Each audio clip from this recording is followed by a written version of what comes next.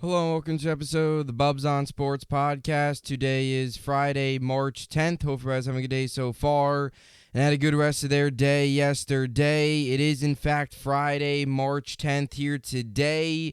We got a lot to get into. The Aaron Rodgers watch is still on.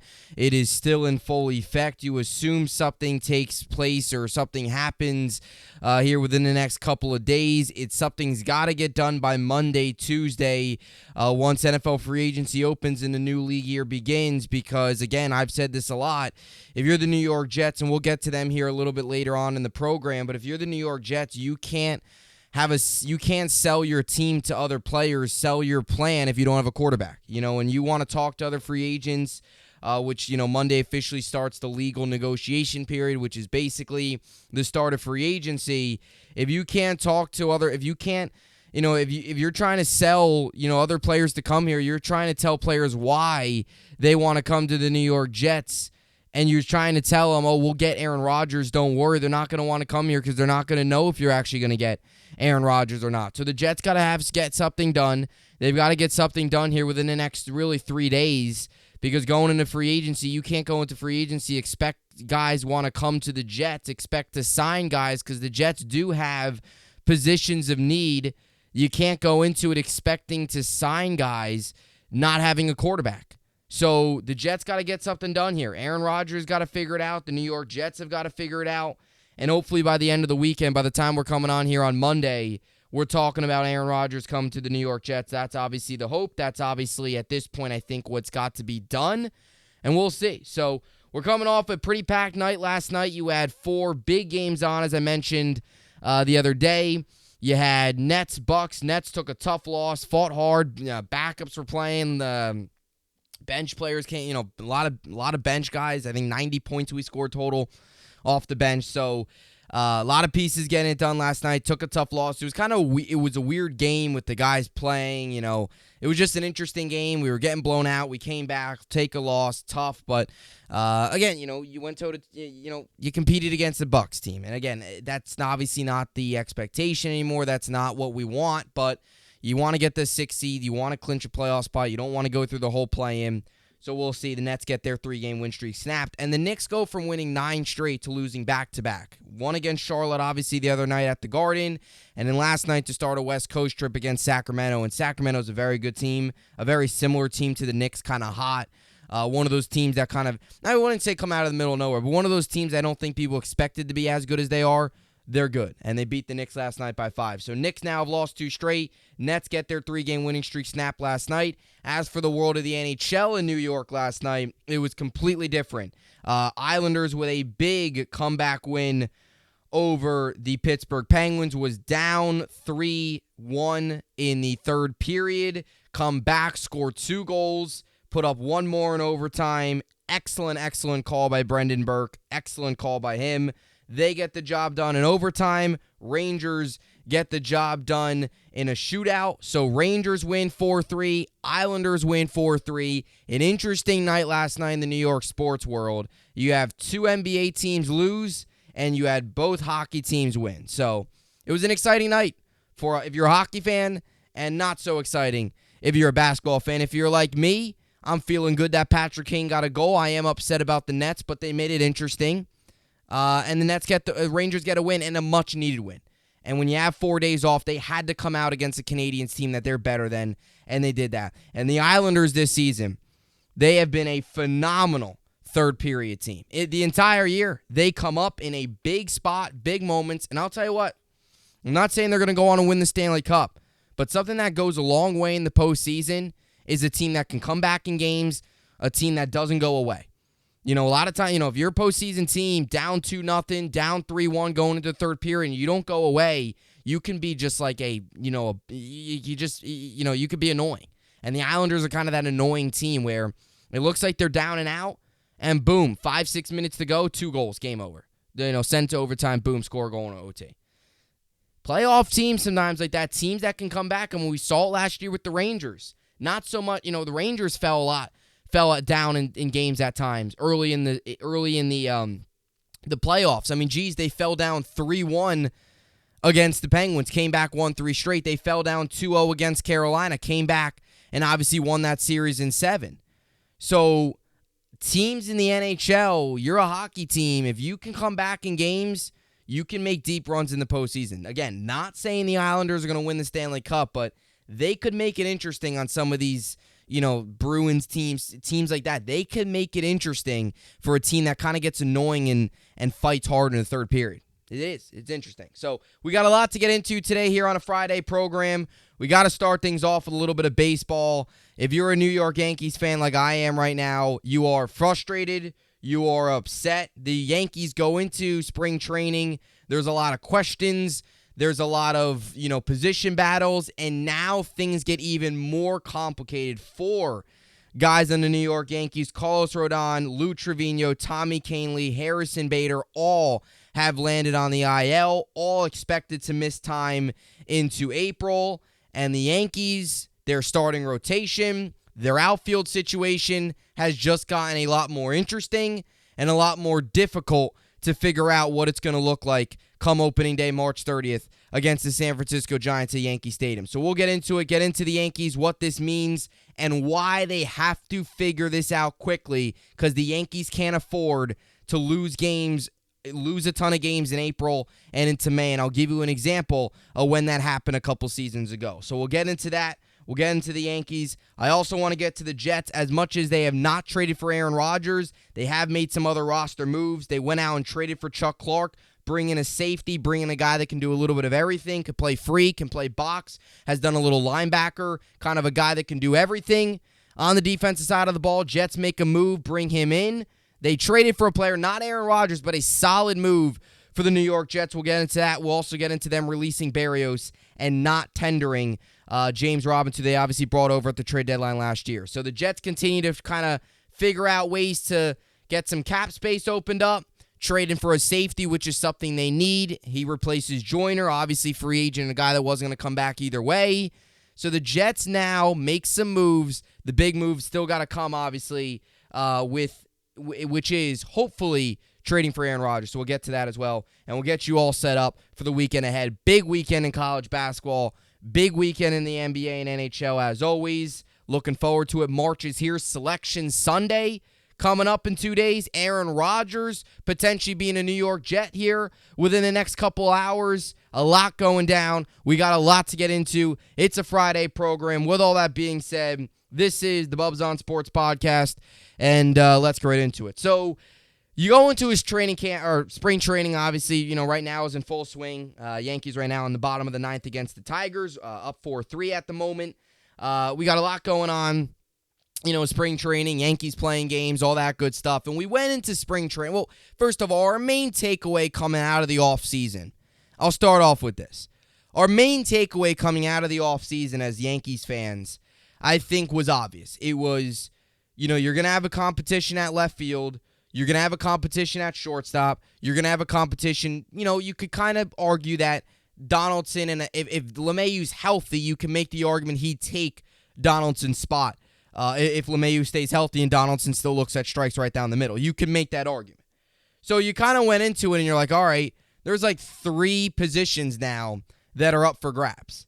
Left field, which I think we were all kind of surprised the Yankees didn't make a move to bring a guy in the left field, a guy like a Profar, a guy like a Kepler. Conforto was out there. I think Reynolds. I know they didn't bring back Benintendi. Again, there was all those different pieces. I'm not surprised because the Yankees, Brian Cashman hasn't addressed this at all. He's been okay with below mediocre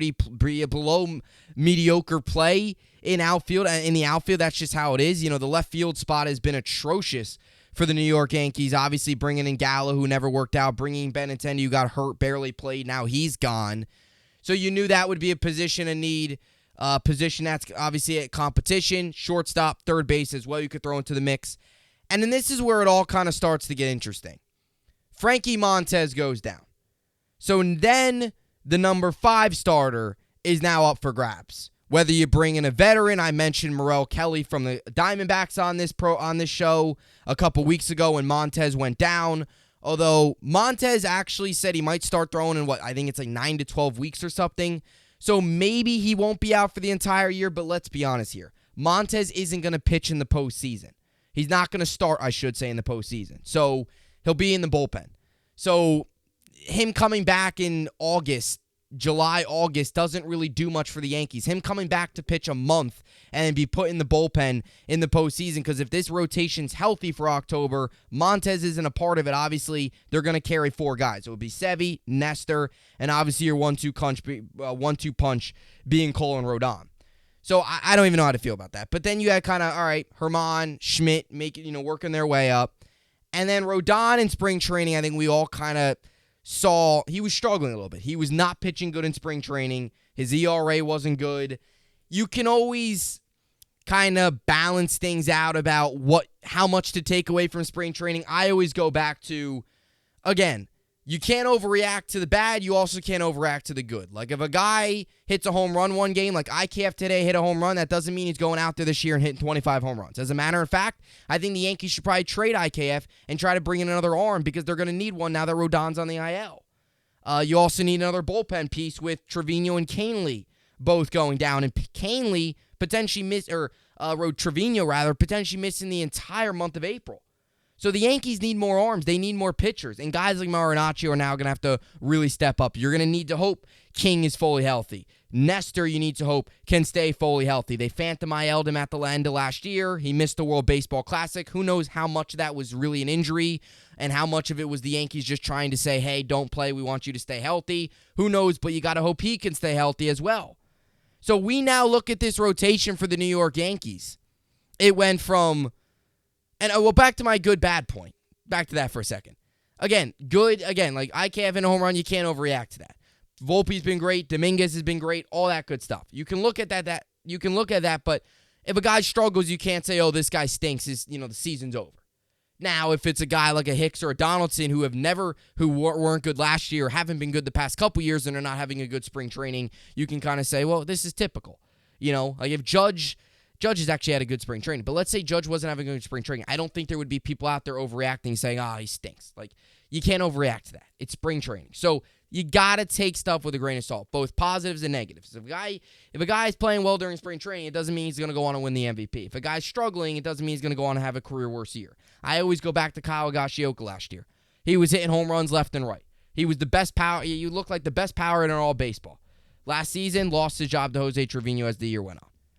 And not trying to pick on Hagen, I'm just using an example. But Rodon, you can kind of tell there was something wrong.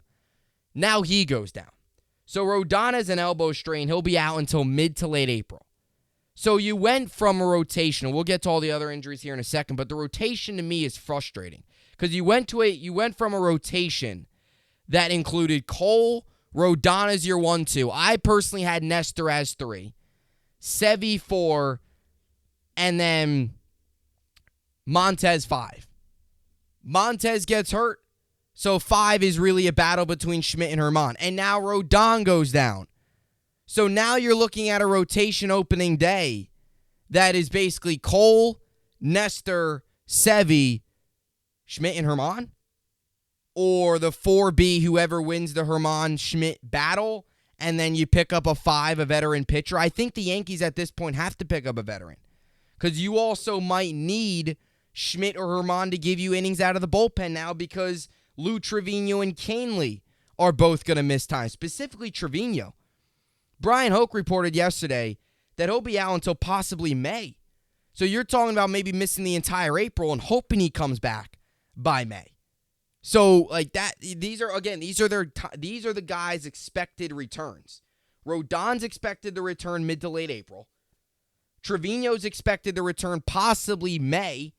So that can mean good and bad. That can mean, okay, May being like he'll return in May, possibly April, or hopefully returns in May, but it could leak into June. Then you look at Tommy Canely, obviously will probably return in April sometime there. He'll probably be the first one out of this list. And then today, the newest name being Harrison Bader, who obviously is dealing with an oblique, and his timetable's to be determined. And look, I was so excited for Bader. I still am. I hope this isn't anything major with him. Obliques are terrible because they linger. Sometimes obliques just all it takes is just rest. Like, that's what you need. It's not so much something you can do. I mean, I guess that's every injury, but it's not like you can. A lot of times obliques, it just takes rest, and it's different for everybody. It really is. And I'm not a doctor, but I know Hicks was dealing with, obliques over the past couple seasons, and there'd be times where he has an oblique injury. He'll be back soon, and then he'll get an oblique, and then he'll be out longer. It just really depends on how your body is. We've seen that over the past couple seasons with some of these players, for the Yankees, where they're dealing with obliques, and everyone has a different timetable. I just hope Canely, this isn't something that lingers with him for the entire year, because obliques, you need your oblique for everything. Like throwing, if you have an oblique injury, you're going to hurt throwing. It's going to hurt swinging. Like anything you do baseball related, if your oblique is hurt, it's going to hurt. It slows you down. It's not really something that it's hard to play through. So I just hope with Bader, I'm the most concerned with Harrison Bader. Out of all these injuries, I'm most concerned with Bader. Number one, because I'm expecting a big year from him. I really am. I think he's one of the guys that thrives in the bright lights. There's some guys that shy away from the bright lights. I think he's a guy that thrives in the bright lights in the New York market and all the attention and stuff like that. I do. I just think he's that type of player with the energy and passion he plays with. I was expecting a big year. I'm not saying he's done for the season, but I just hope this isn't something that lingers throughout the year and he's got a couple IL stints or he's just not the same player. Because we went from, again, one position in the outfield being an issue. Now if he's out, that's two positions in the outfield. And then you got to hope that now Stan plays more right field. So Yankees got questions now. They really do. And I'll tell you this, before I get into some potential solutions and stuff like that, I understand in sports there's certain months that mean more than others, right? Football's a little different because every week in football means so much. But we oftentimes talking about meaningful games in December and games leading into January. That's like a big month. You got about 3-4 games in December. You're playing meaningful games, fighting for a playoff spot. Those games mean a lot. They mean a lot more than the games in September and October. Now, football, again, it's a little different because if you go 0 for 4 in your first 4 games, September and October, you're probably winning meaningless games. You're probably not going to be playing in December football, right? When you only play 17 games, 18 weeks, it's a little different. There's less room for error. Baseball, you can have a terrible month. I mean, the Yankees had a historically bad month of August last year. They still won the division and still won 99 games, almost won 100 games. So you can have in baseball really bad months. Other sports you can too, but specifically a 162-game season. I understand all that. But with all these injuries, and the hope is these guys return when they're expected to return, I'm not a big fan of the notion of saying, oh, don't worry, it's just April. It's just April. It's just May. Things really start to begin in June, July, August, all that great stuff. Here's the bottom line. Whether you like it or not, and this is my feeling on it, we've seen Yankees teams get off to slow starts. I'll give you a great example. 2021, the Yankees, the team that lost to the Red Sox in the wild card round, cold, 2 2.5, terrible game, right? They got off to an atrocious start in April and a terrible start in May. They were not good. It took all the way until August for that 13-game win streak to kick in, for them to finally start playing competitive baseball and finally have to go down to the final game of the season for Aaron Judge to carry the Yankees to a 1-0 victory over the Rays where he had to hit a walk-off. Final game of the year to get to the wildcard game and end up losing. A big reason for that, again, was lack of talent, but they got off to a really bad start in April. Something that the Yankees did last year, they got off to a really good start in April. They got off to a really good start in May. Really good. First 3 months of the season were phenomenal. July as well. They started to slow down a little bit towards July and into the All-Star break, and in the month of August was horrendous. But they got off to a quick start, and they were still able to have that bad month. With all these injuries, if the Yankees get off to a slow start in April and May, and they're playing about 500 baseball, you're going to need them to have June, July, August, September be phenomenal. And they're going to just be behind. And they're going to have to play really well just to get to the playoffs. And I'm not saying they're going to miss the playoffs. But I don't want to be playing catch-up this entire year. The Yankees have got to win the division. You shouldn't be making a wild card. And with all these injuries, I just get this feeling that the Yankees are going to just be like, you know what? Month of April, who cares? We're injured. Just go out there, give it your all. If we come out of April 4th in the AL East, we don't care. We'll be all right. We'll get everybody back by May. I don't want that. And everybody out there that thinks that's okay, it's wrong. We've seen this before with Yankees teams when they've gone off to slow starts and they weren't the same team and they weren't able to live up to the expectation. Obviously, that 2021 team specifically where they were atrocious. Hitting-wise, one of the worst teams in baseball. And they lost in the wild card round because they had to play catch-up the entire year, get to the wild card, and they were just up against a better team, on the road. Could be the difference between, again, I'm not saying April games are as important as September and October, but these injuries can't all of a sudden overshadow the fact that this Yankee team's got to get going early. I'm so tired of these early season struggles with this team and it just acting like it's okay. But as Cashman says, it's all about the process. It's all about the process, so don't worry. This is frustrating as a Yankee fan. It really is. Because, again, we went into the offseason. There was questions. The Yankees barely answered these questions. We went into spring training and said, all right, things will get answered, things will be done. And things are really only getting worse. Injuries. So now you look at these positions of need. Left field's an issue. It's gotten worse. Because Judge you can slot into center. That's fine for Bader. But then who's going to play left and right? You can plug Stanton in right, but he's not going to play every day. Which is stupid because, he's never gotten hurt playing the outfield. So there's this notion that goes around the Yankees, and Evan Roberts yesterday, who does a great job at WFAN, actually mentioned it. Stanton's never gotten hurt playing the outfield. That's what he said. I think it was something like he's never gotten hurt. So it's like there's this notion that goes around every time he plays the outfield, he gets hurt. It's like, has he ever really gotten hurt playing the outfield, or it's always been the other stuff? So the Yankees not playing him in the outfield, it doesn't make sense. It's like he's never gotten hurt out there. So, but they're shying away from playing him. So you could put Stan in right, Judge in center. That's fine. But Stan's not going to play every day. And in April, the Yankees like to utilize as an extended spring training. In April that Stanton's they're not going to play him a ton. They're not just going to be, April, throw Stan out there in the outfield, 4 days a week. They're just not going to do it. They might, 1-2 days a week maybe 3, but that's about it. That's about it. So those other days now where it gets interesting. Because now if Bader's out, let's say Bader misses time. And again, to be determined, but the expectation is he starts the season on the IL. As much as I don't want that, oblique, I just have a bad feeling. And I'm not saying I think this is going to happen. I just have a really bad feeling. And this is kind of just negativity, I guess. But I just don't want this to turn into something for Bader that slows him down for the entire year. I just don't want that. But we'll see. But your outfield now, you could put Judge in right. The days that Stan doesn't play left, or right, rather.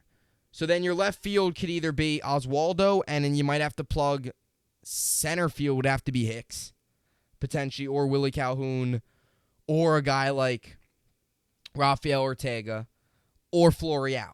Now, Florial gets interesting because he has no more options. So the Yankees are going to have to either bring him up, or he's going to have to leave. That's the only way. Or they're going to release him, not leave. Because he doesn't have options anymore. So they can't option him to just AAA and say, all right, sit there, we'll wait for you to. He's going to either get released or they're going to have to bring him up on the roster. And they're going to DFA him or they're going to have to bring him up on the MLB roster. So that's where it gets interesting with Florial. And again, Florial is a guy where it's frustrating because he's had some promising. He's done a lot of good things in the minor leagues, and he just hasn't been able to catch up to MLB pitching. He's gotten a lot of opportunities, and he's never really been able to take advantage of it.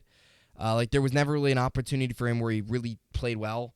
His defense has always been very good. He's always made a couple really good plays out there for the Yankees, especially in center. But he's never been able to really catch up to major league pitching in the couple opportunities that he's had. So unless if the Yankees say, hey, look, this is one more chance for you. We'll give you 2 weeks.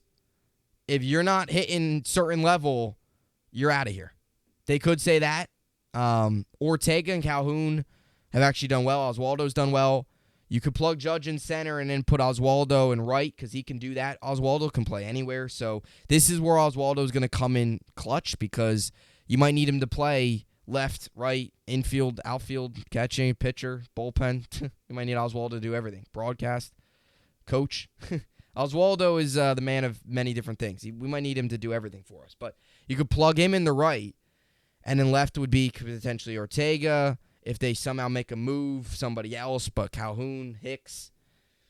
If I had to guess opening day what the Yankees outfield, like what I would like, if Bader's out, if Bader's not playing, and he's on the IL, my outfield that I would like to see on opening day would be Judge in center, Stanton in right, and Oswaldo in left. That's the outfield I would like. What do the Yankees probably do? Hicks, Judge, Oswaldo. Because they probably ain't playing Stanton in right on opening day. And they're probably going to put Oswaldo in right, Hicks in left, and then Judge in center. Which, I don't like the idea of Hicks being in the outfield, but we'll see. I mean, they could. I mean, look, they could put Stan in the outfield on opening day. They very well could. I just don't know if they'll do it because they're allergic to playing Stan in the outfield. But if I had to guess, what I would want would be Judge in center, Stanton in right, Oswaldo in left. If I had to guess, it's probably something like Judge in center, maybe Stanton right, and Hicks. I just think I have a bad feeling they're going to put Hicks in left. I really do. I just have a bad feeling. Yankees do it every year, every single season, and they're probably going to put Donaldson at third too because it's all about the process. Donaldson's awful. Why is Donaldson even still on the roster? Who knows? Who knows? Again, I know they're paying him a lot of money. I get that. But you can't tell me a team would just want to. You don't have to get anything for him. Just trade him. Trade him.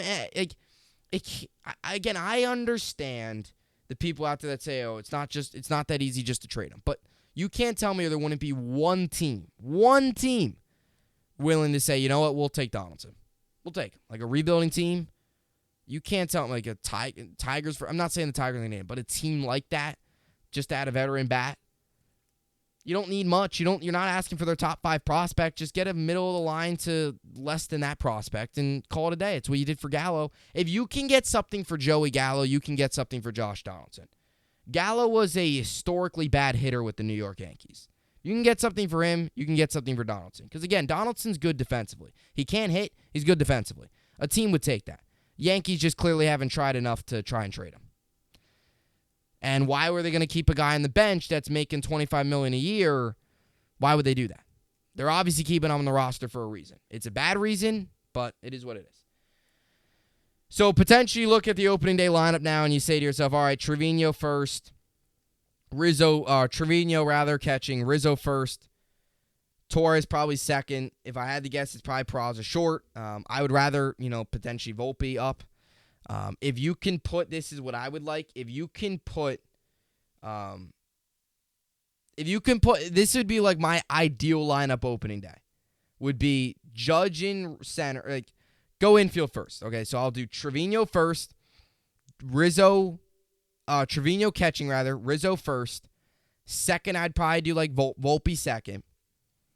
Peraza short, LeMahieu third. Torres DHs. Outfield from left to right, Oswaldo, Judge, Stanton. That would be like my ideal opening day lineup.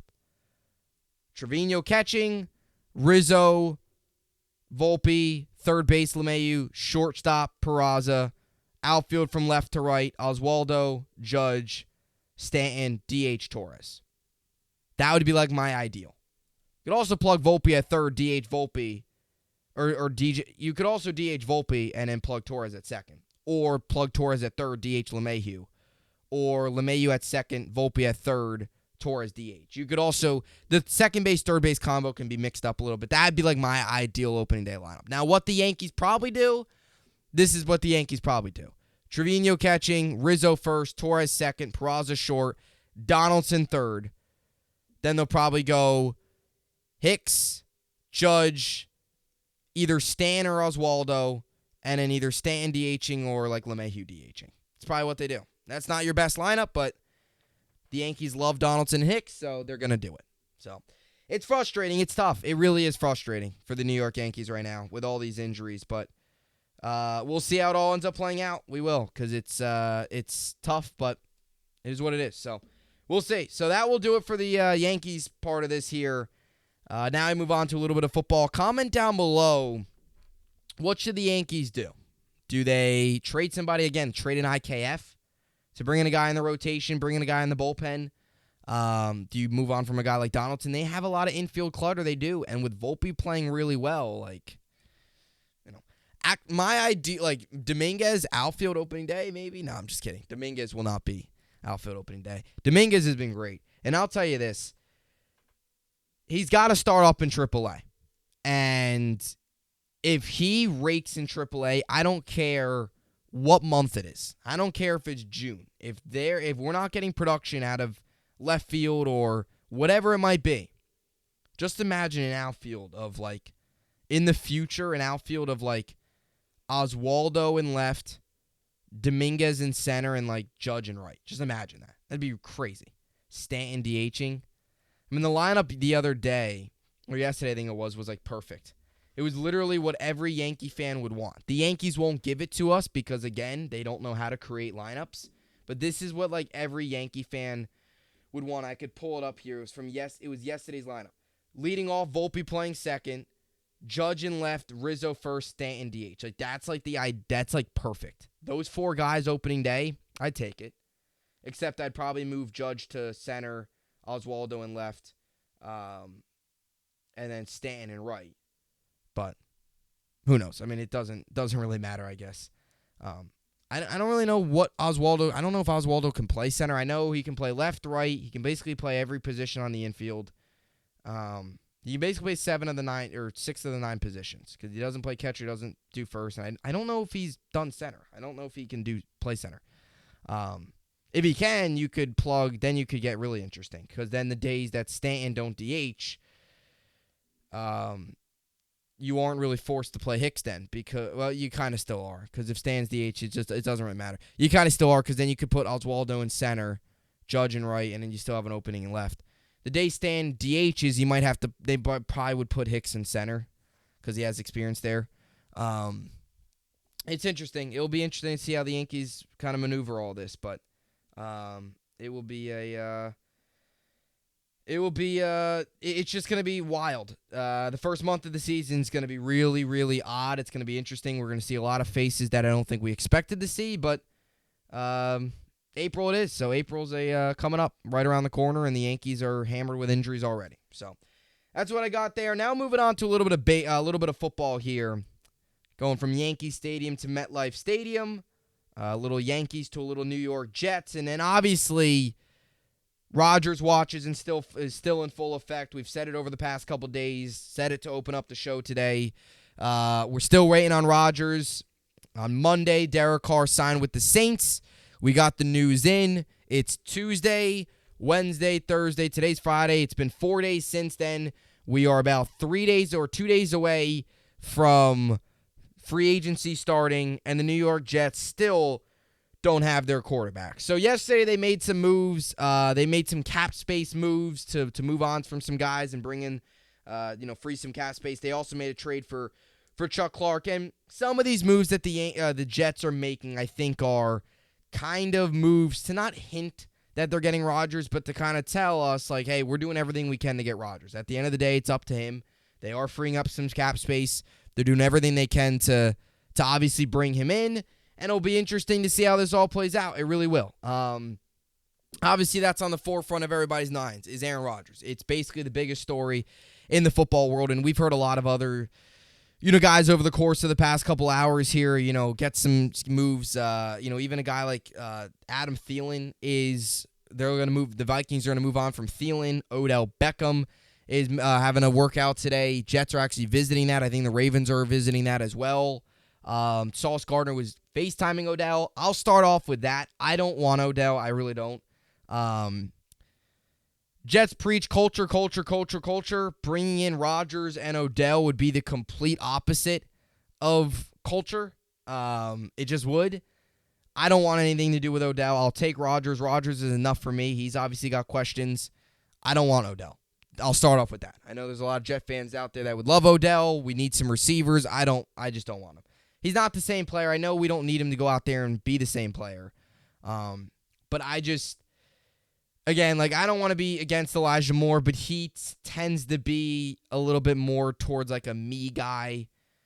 Odell more of a me guy. Rodgers a me guy. I don't really know if I want those guys, all of those guys, rather than, a little bit, Again, I don't want to be the fan sitting here and say, oh, culture. I don't want to sound like I'm 90 years old talking about the 1969 New York Jets. I don't want to sound like I'm an old fan talking about culture and how back in the day they used to do it a certain way. I don't want to act like that, but I do think there does have to be a sense of you built with some solid young guys. I just don't really know if the Jets did need to go out and bring in like Odell and bring in all these other guys and say, oh yeah, let's just forget building this roster. Let's just pile this roster on. I'm not against bringing in more talent. Odell, I just don't like it. So I would not bring in Odell Beckham Jr. if I'm a Jets fan. Too many off the field things, too many questions, too with his health as well. How's he going to bounce back? So I'm against the Odell thing. I'll tell you that. You might disagree. A lot of Jets fans might. Jets fans I've seen today all over the place are saying, oh, Odell, bring him in. Take a step back. Let's really absorb do you really want Odell? I wouldn't. So I'll start off with that. But some of the moves, again, they made yesterday, it's funny because Adam Schefter trolled us all. So he started off his tweet and he said the Jets just made a trade. ... And everybody, that starts, Twitter turns Twitter into an absolute, fire. It turns it into craziness where everyone's like, oh, Jets made a trade. Then about 30 seconds to a minute later, he says they're trading for Chuck Clark. So this is a solid move, although it's not Aaron Rodgers. It is a solid move for this Jets team and a solid move for the safety room, which is a need for the Jets. And I think that gets lost in the mix a lot here is the Jets have other needs. Like, I think there's a lot of people out there that are like, oh, just Chuck Clark, it's okay. Just bring in Rodgers.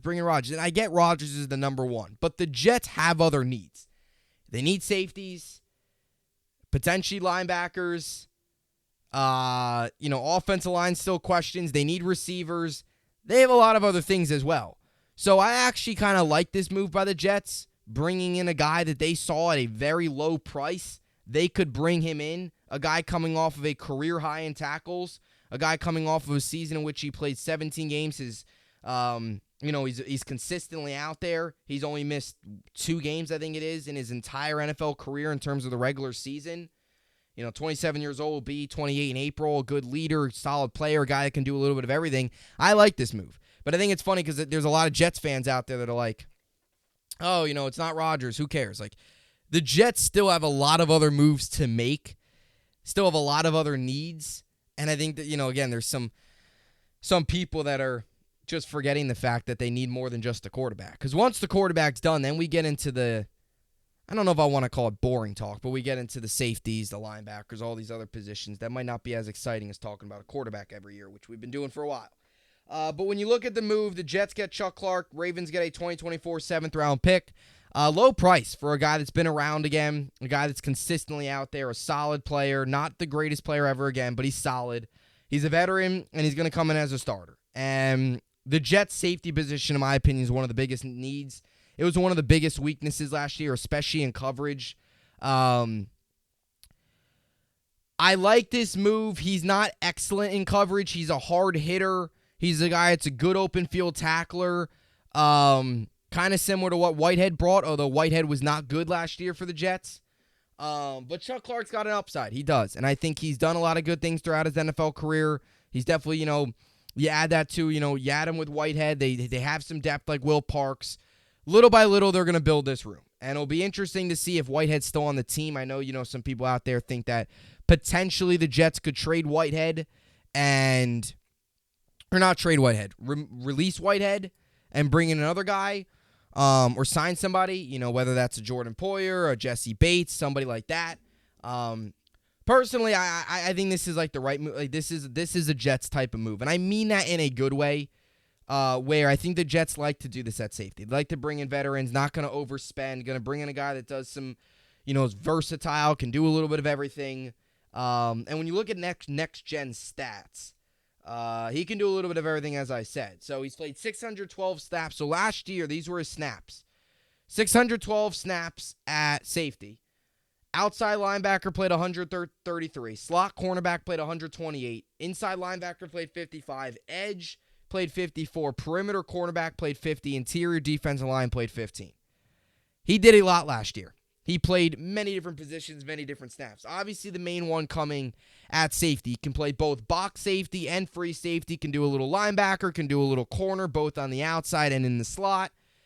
Even interior defensive line for 15 snaps last season. So he's versatile, which is why I do think the Jets will probably bring in potentially another safety, because this is a guy where they still need a little bit more depth, but it's solid. It's a solid move. You're only giving up a 7th rounder, which in my opinion, you can make the strong argument he's worth more than a 7th rounder. He's got 1 year left on his contract. It's only a $2.4 million cap hit. He was the 41st overall safety. When you look at his PFF, he was 9th in tackling, 16th in run defense, 53rd in coverage, out of 74 minimum 500 snaps. So the one thing here, again, I want a little bit better coverage at the safety spot. He's not excellent in coverage. That is his weakness. But you hope if he can be a big thumper and be more of a thumper than Whitehead, because Whitehead was disappointing last year. Again, we all thought that he was going to be that big thumper, big-time tackling type guy. And sure, he had some plays, but majority overall, he was not good. And again, I don't think they're going to cut him, but potentially you can make the case that the Jets could move on for him, because they could move on and save some cap, but I don't know if the Jets will do that. Who knows? But bringing in Clark is solid. Again, 101 tackles last year, 4 passes defended, 1 forced fumble, 0 interceptions. He had 61 solo tackles. That was a career high. 101 total tackles. That was a career high. 40 assists. That was a career high. He's coming off a career season. He's versatile and he can do a lot. And only 1 year on his deal. If it doesn't work out, you gave up a 7th rounder, who cares? What you're getting, though, is a guy that's reliable, can do a little bit of everything, a position of need. You bring in a safety, a veteran, good leader. Solid move for the New York Jets at the safety spot. And again, they released Braxton Berrios and a non-tender James Robinson, so he'll hit free agency when the new league year begins. James Robinson didn't work out. Came over, knee was a little bit of an issue. I guess James Robinson's best moment as a New York Jet was probably that Bills game when him and Michael Carter just kept running up. They ran just the same play up the field down the Bills' throats and put up points and won the game. And that was at that game. That was a beautiful work of old school football, running up the middle. Offensive line just dominated. And that was beautiful. That was probably his best moment, but it never really worked out. He only played, 57 snaps or 53 snaps, something like that I saw earlier. Brought him obviously in for Breece Hall. You knew he wasn't coming back. He barely played, showed some frustration with the organization. And he had a little bit of the knee issue and wasn't very good. He just wasn't, when I was watching the games, I'd be frustrated and say, he's running like he had bricks on his feet, but he didn't. I don't want to sound mean or negative, but he was just slow. Like, him and Bam Knight was so much quicker. And again, that potentially could have been because of fresh legs, but Robinson never worked out. Never did. Find somewhere else, to go, potentially sign on to a contending team as a kind of a backup, back, and a guy that can come in a couple times, give you a first down in a short yardage situation.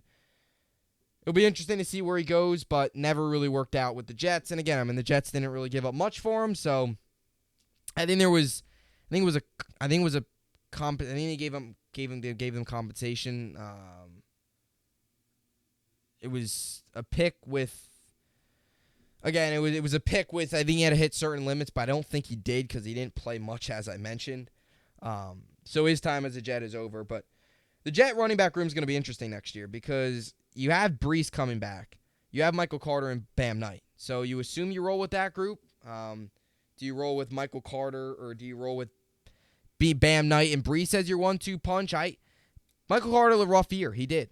Bam Knight looked really good. Is it potential that they use all? They probably will use all three, but is your 1-2 punch kind of Breece and Bam? It's easy to say Breece and Bam. That would be interesting. And then the other move they made was releasing Berrios. This was actually the first one. Then a couple minutes later, then they traded for Chuck Clark, and then today, now they non-tenured Robinson. But they released Berrios, and look, Berrios.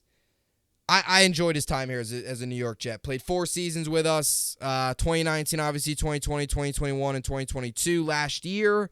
2021 by far was his best year. Zach Wilson's rookie year really started to kind of see a combo together.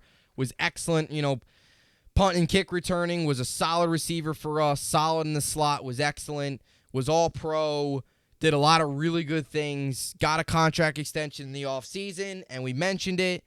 That contract extension was a 2-year deal, but the Jets could have got out of it after year 1. They do, and they get out of it here. And Berrios was solid. He was a solid Jet. I enjoyed his time here. For a guy to get kind of picked him off the side of the street from New England to come here for 4 seasons and produce at a solid level was really solid. But Berrios was really good 2021. Came, last year, regressed a lot. You go back to that, that I don't want to sit here and talk about last season too much because it pains me to talk about the losing streak, but you go back to that Vikings game, he can't drop that ball. As much as we blame Mike LaFleur for the play calling, you can't drop that ball. So that red zone drop, it just didn't feel like he had the same burst in terms of punt and kick returning, and, he had a couple drops, just wasn't targeted as much. I don't know if it was the quarterback play that affected him, whatever it was. He just didn't seem to have the same burst of energy and speed this season than he had last year. And it's unfortunate because he was kind of that solid little slot guy that can do a little bit of everything for us. Can be a solid, jet sweeps, slants, slot, punt, kick returns. Can do a little bit of everything for us. And he did it all really well in 2021, but regressed this year, and it makes sense. They saved $5 million in cap space. I think we all knew they were going to move on from him. 2 receivers, Corey Davis and Braxton Berrios, are like the 2 that I think we all were expecting the Jets to move on from. Berrios now gone. Now you kind of wait on Corey Davis, who you assume is probably going to be a cut, probably going to get released, but it will be interesting to see how that all plays out. But again, the Jets receiving room, a lot of people look at it and say, oh, Elijah Moore, Garrett Wilson, that's great. They need a little bit of help. Corey Davis could be gone. Berrios is now gone. And yeah, Mims as your number 4. You're going to need another guy. So, again, I talk about a guy like a Thielen, T. Higgins. I don't want Odell. There's some pieces out there. Are some receivers out there that the Jets could target. Are they going to I don't think they'll make a big splash, but DeAndre Hopkins, I don't think they will, but he's a name. That seems like all signs are pointing towards him getting out of Arizona.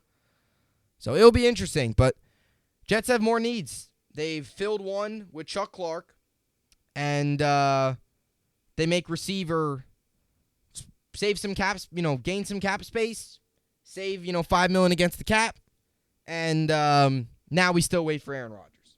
So we'll see. Right now it's 4:15 p.m. Eastern, and I'll go on Twitter right now and refresh, as I've been doing a lot over the past couple days. And as of right now, no news from the New York Jets. So no news, but we'll see. We'll see if it ever happens. Do the Jets get robbed? It's like out of all this, like later today, it's like breaking news: Jets trade for Lamar Jackson, and we're all just like, "Where's Aaron Rodgers?" And then like 3 minutes later, you hear Aaron Rodgers is retiring. Or this would be crazy: Jets Twitter would explode. Twitter would explode. Rodgers says he's going to retire. Let's say Rodgers comes out and says he's going to retire. Because I think a lot of people at this point would agree the 2 most likeliest options for Rodgers is retire or go to the Jets. So let's say he says, okay, I'm retiring. Comes out, says I'm retiring from the game of football. 3 minutes later, the Jets fans get 5 minutes to just blow up. And then 5 minutes later, it's like Jets trade for Lamar Jackson. And you're just like, what? That won't happen because the negotiations can't start, I think, until Wednesday next week for Lamar. But that would be something to happen to the Jets. Just a crazy, crazy amount of emotions. Anyway, let's get into the New York sports update here for tonight and the rest of the games going on in the sports world. Tonight, obviously, got the Hawks, Wizards, Sixers, Trailblazers, Heat, Cavs, Nuggets, Spurs, Lakers, Raptors, Nets visit Timberwolves. Second half of back-to-back tonight, 8 Eastern. Yes, and as for the NHL, you got Blackhawks, Panthers, and the Ducks, Flames. Kentucky also on tonight against Vanderbilt. SEC tournament, hot Vanderbilt team. Quarterfinal look to get to the semifinal, then look to win the SEC tournament, get the automatic big bid into March Madness. So, a lot to be excited about as a sports fan right now. Yankees continue to play during the weekend along with the Mets. At this point, I'm not even looking for I shouldn't say that. At this point, I was going to joke around and say spring training doesn't just get out of it healthy. That's the only. There better be no more injuries with the Yankees, especially to some of these young prospects. Get out of it healthy. The damage is already done. Get out of it healthy. Find a way to win some games in April. Kind of soften the blow and see where you go. So we'll see. But that will do it. Enjoy your weekend. Stay tuned. A lot more content coming your way. Enjoy it. Selection Sunday. Whatever team you root for, if they get in, congrats. And enjoy it. Have a good weekend. I'll see you all back here on the flip side. Hopefully, on Monday, we'll be talking about Aaron Rodgers to the New York Jets. So that will do it. Enjoy your weekend. I'll see you all back here on Monday. As always, hope you enjoyed it, and thanks for watching.